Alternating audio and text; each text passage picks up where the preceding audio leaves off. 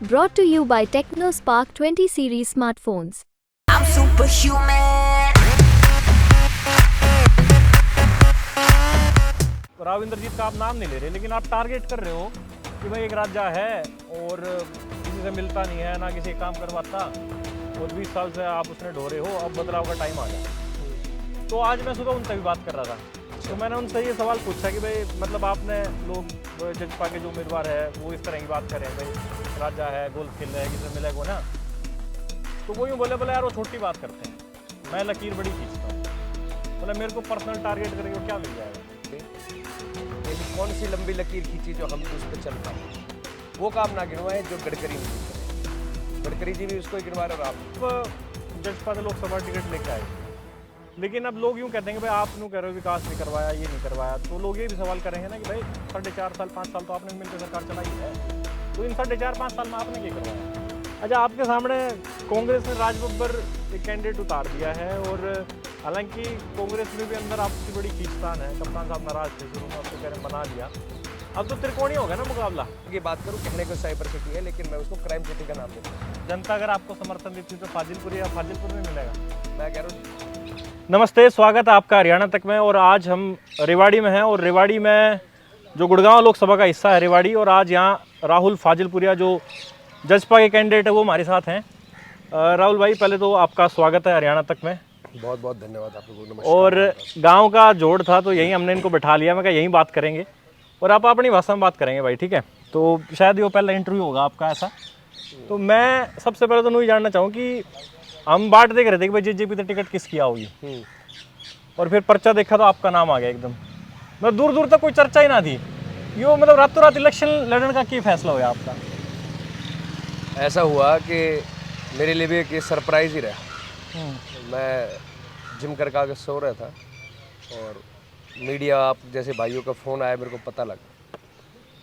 दुष्यंत जी मजाक में कहते थे, मेरे को मजाक लगता था, मेरे को कहते थे भाई तू तैयार रहा कर, मजबूत छोरा है और अपनी लोकसभा संभालनी है, तो मेरे को लगता मजाक कर रहे हैं।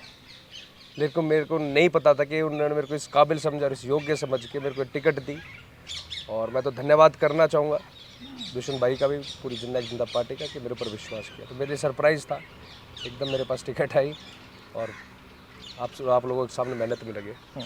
अच्छा, मैं आपका ना ये प्रचार देखने लग रहा हूँ, जैसे आप चाहे गुड़गांव में जाओ चाहे रेवाड़ी में जाओ, और आप ना हर जगह एक बात कह रहे हो, जैसे राव इंद्रजीत का आप नाम नहीं ले रहे, लेकिन आप टारगेट कर रहे हो कि भाई एक राजा है और किसी से मिलता नहीं है, ना किसी काम करवाता, और 20 साल से आप उसने ढोरे हो, अब बदलाव का टाइम आ गया।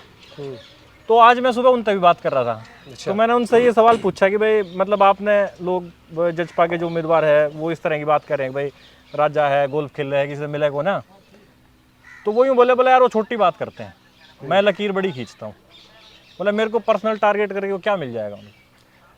मैं तो पूछना चाहूँगा राजा साहब से कि ऐसी कौन सी लंबी लकीर खींची जो हम उस पर चल पाए, ऐसे कौन से उन्होंने काम करे जिसके हम आज सुविधाएं उठा पा रहे। और मैं टारगेट नहीं कर रहा, मैं तो डायरेक्ट उनको ही कहता हूँ, और राजा साहब उन्हीं को कहा जाता है। 20 साल से हमने पूरी मजबूती से उन्हें जिताया है, हर समाज ने उनको मदद करी, हर कौम ने उनके ऊपर विश्वास जताया। लेकिन मैं आप लोगों से और जनता से पूछना चाहूँगा, और स्वयं राजा जी से भी पूछना चाहूँगा कि एक बार वो लकीर दिखा दे कहाँ खींची है, कोई अपना एक वादा ऐसा दिखा दे जो उन्होंने पूरा किया हो। मैं तो एक बहुत मूलभूत सुविधाओं की बातें कर रहा हूँ, बड़ी योजनाओं पे तो अभी मैं गया नहीं हूँ। मैं तो अभी उन सुविधाओं की बात कर रहा हूँ जो 75 सालों के देश को जो हमें नहीं मिले हैं, जिन समस्याओं से मैं भी जूझा हूँ। ना अच्छे स्कूल मिले, ना अच्छे अस्पताल मिले, ना आज कोई अच्छी यूनिवर्सिटी है जो सरकारी जिसमें जाके बच्चे पढ़ लें, और प्राइवेटों का तो आपको पता ही है, आजकल तो LKG में भी एडमिशन कराने के लिए डोनेशन देना पड़ता है। तो मैं पूछना चाहूँगा कि आप ज़रूर बताएं, मैं इंतज़ार करूँगा। वो काम ना गिनवाएं जो गडकरी जी ने करे, गडकरी जी भी उसको ही गिनवा रहे और आप भी। काम वो गिनवाए जो उन्होंने खुद करे, और 20 साल से मैं बता रहा हूँ कि हमारी लोकसभा 40 साल पीछे चली गई। अच्छा, आप जजपा से लोकसभा टिकट लेकर आए, लेकिन अब लोग यूँ कहते हैं कि भाई आप यूँ कह रहे हो विकास नहीं करवाया, ये नहीं करवाया, तो लोग ये भी सवाल करेंगे ना कि भाई 4.5 साल 5 साल तो आपने भी मिलकर सरकार चलाई है, तो इन 4.5 5 साल में आपने क्या करवाया। मैं कहना चाहूँगा कि दुष्यंत भाई ने जो जो वादे करे थे, जो मैंने उनका मैनिफेस्टो देखा है, मैं उनके साथ जाता था रैलियों में, हम परफॉर्म करते थे तो मैं सुनता था। जिनमें से 2-3 मेरे को याद है, मैं गिनवाता हूँ। एक तो उन्होंने कहा था कि 75% प्राइवेट सेक्टर में युवाओं को रोजगार मिलेगा। पास करा कि नहीं करा? लेकिन मैं ये भी पूछना चाहूँगा साथ के साथ कि वो कौन लोग थे जिन्होंने जाके स्टे ले ली? वो युवाओं के खिलाफ है, युवाओं के साथ है, यहाँ पता लगता है। दूसरा उन्होंने बोला था कि बड़े बुजुर्गों को पेंशन देंगे 5100। भाई गठजोड़ की सरकार थी, लड़ झगड़ के 3100 तो करवाई, और अगर पूरी सरकार होती तो मैं विश्वास से कह सकता हूँ पहली कलम में 5100 करती। उन्होंने तीसरा कहा था कि भाई महिलाओं को 50% पंचायत में हिस्सा देंगे, पंचायत राज के अंदर उनको हिस्सा दिया। आज 50% महिला चुनाव लड़ सकती है।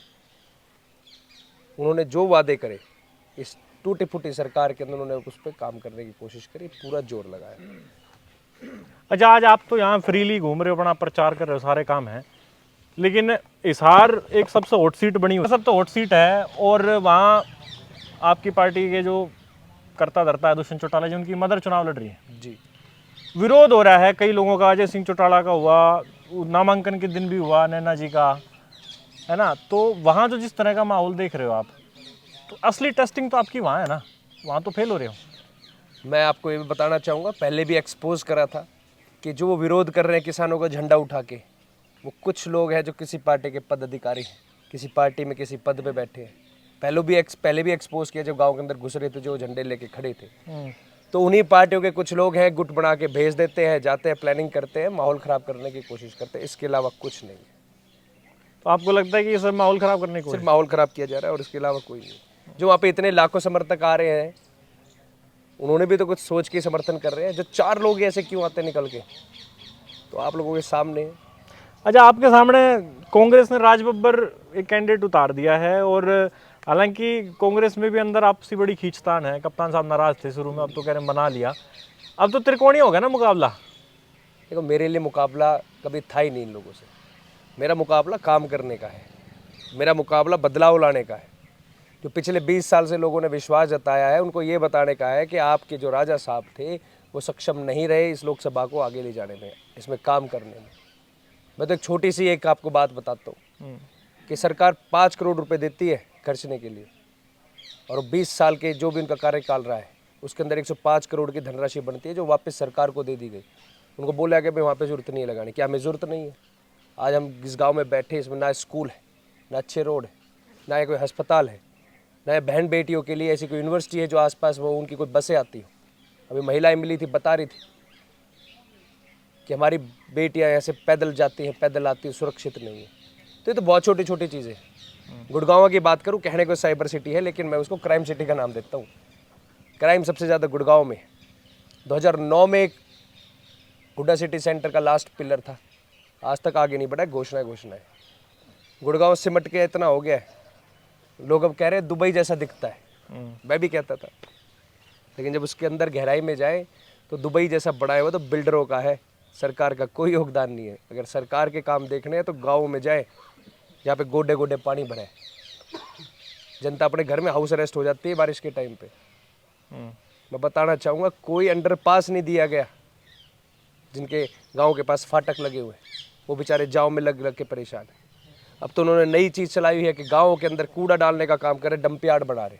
आप खुद बताएं, जो कूड़ा डल रहा है, जो डंप यार्ड डल रहे हैं, उनमें आग लगाई जा रही है, उसके पॉल्यूशन से क्या होगा? बीमारियाँ होंगी। आसपास के लोग वहाँ रह नहीं पा रहे हैं, उस बदबू को कौन सहन करेगा? तो उसका जवाब कौन देगा?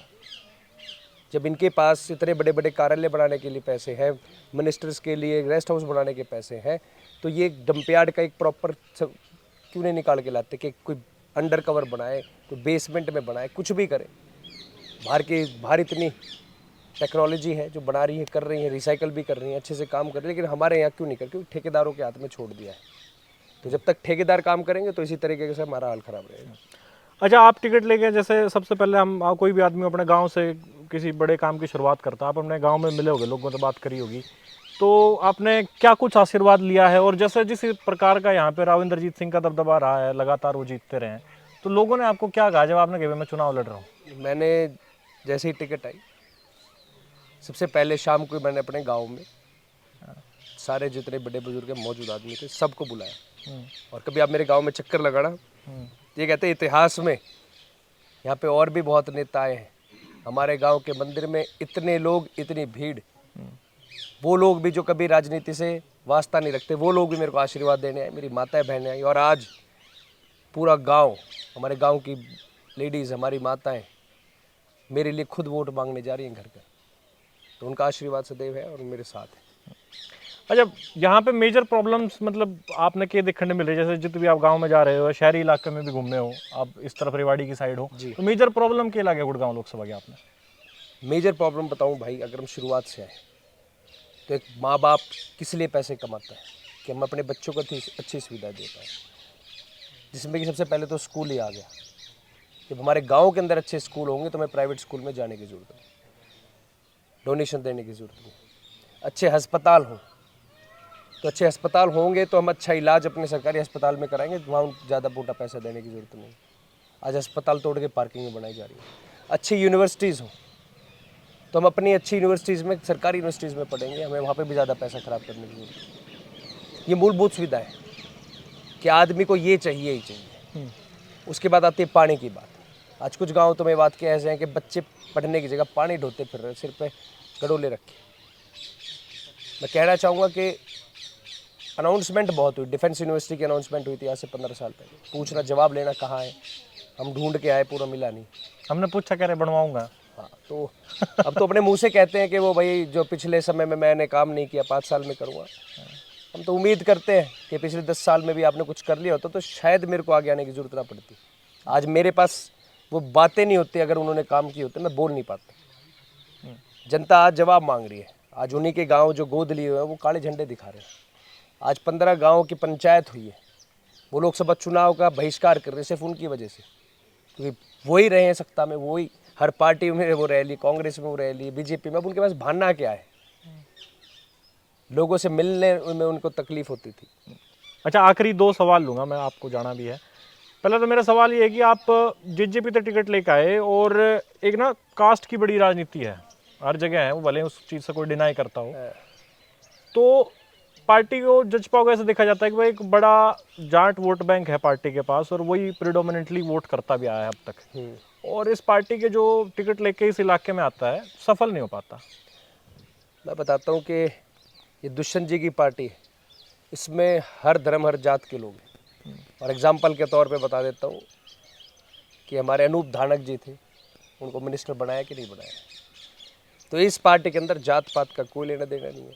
वो पुरानी पार्टी थी इनर लोग, उसमें ऐसा रहा होगा, लेकिन इस बार यहाँ पे सब प्यार कर रहे हैं, सब विश्वास कर रहे हैं, क्योंकि दुष्यंत जी ने पिछले 4.5 साल के कार्यकाल में सबको मौका दिया है, सबको आगे बढ़ाया है। तो इस पार्टी का जात पात से कोई लेना नहीं, 36 बिरादरी हर समाज को साथ लेके काम करते हैं। अच्छा, एक आपकी जो कलाकार की आइडेंटिटी है, स्टार की आइडेंटिटी है, वो भी कई बार आड़े आती। पब्लिक ये सोचती है भाई इसने वोट तो दे दें, जिता भी दें, फिर पता ना 5 साल बम्बई जाके रहेगा, दुबई रहेगा, गुड़गांव रहेगा, कहाँ रहेगा। तो जो मेरे को जानते हैं जितने लोग, उनको बता देता हूँ, जो नहीं भी जानते तो मेरा तो गांव फाजिलपुर में ही है। और आप लोगों के आशीर्वाद से अच्छा नाम कमा लिया, बॉलीवुड तक, हॉलीवुड तक, लेकिन अपने गांव में रह के काम किया। कभी अपना गांव नहीं छोड़ा। गांव में ऑफिस है, गांव में स्टूडियो, गांव में मेरा घर है, देख के आना एक सामान्य सा आम सा घर है। और मैं विश्वास दिलाता हूँ, जब भी मेरे समाज को जरूरत पड़ी, चाहे मैं विदेश में हो, चाहे कहीं गांव से बाहर हुआ, चाहे मैं कहीं पे भी गया हुआ था, मैं हमेशा अपने लोगों के बीच में खड़ा रहा। चाहे फिर किसान आंदोलन रहा हो, चाहे रेजिमेंट का मुद्दा रहा हो, चाहे वो बच्चियों को बलात्कार हुआ था, जब करा। तो जनता अगर आपको समर्थन देती है तो फाजिलपुर में मिलेगा। मैं कह रहा हूँ जनता मेरे को समर्थन देती है तो वो खुद फाजिलपुरिया रहेंगे। अच्छा, वो खुद एमपी रहेंगे, मैं विश्वास के साथ कहता हूँ। और उनको मेरे पास आने की जरूरत नहीं पड़ेगी, मैं उनके घर घर आके समस्याएं पूरी करूँगा, ये मैं विश्वास दिलाता हूँ। तो 30 साल के फाजिलपुरिया हैं और मैं भी फाजिलपुरिया के नारे के साथ प्रचार कर रहे हैं। सामने बड़े बड़े नेता है, राव इंद्रजीत सिंह है, राज बब्बर है। तो देखेंगे कि इस बार फाजिलपुरिया की किस्मत कितना चमकेगी और बड़े वायदे जनता से